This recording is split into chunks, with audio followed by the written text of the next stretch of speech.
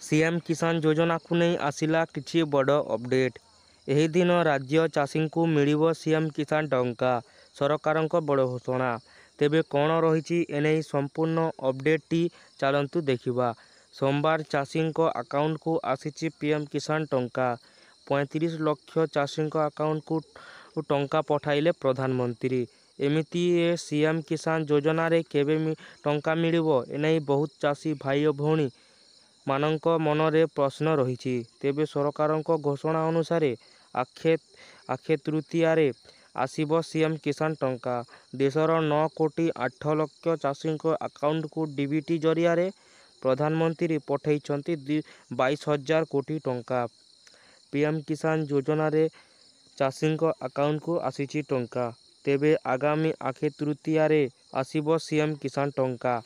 चाषी अकाउंट को सीएम किसान अर्थ पठाइबे मुख्यमंत्री। नुआखाई रे सीएम किसान योजना रे चाषी अकाउंट को 2000 टंका लेखाए पठा जाइछि। चलित बजेट सीएम किसान योजना पाई बेबरात करिछंती सरकार। पीएम किसान बाबदरे वर्ष को 3टी किस्ती रे 2000 टंका लेखाए मोट 6000 टंका लेखाए मिलुथिबा बेले सीएम किसान योजना रे वर्ष को 2टी किस्ती रे 2000 टंका लेखाए मिलुथि 4000 टंका।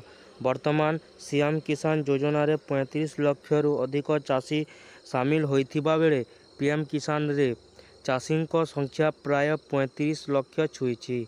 तो फ्रेंड ये होइथिला आपण मानक पई किछि अपडेट।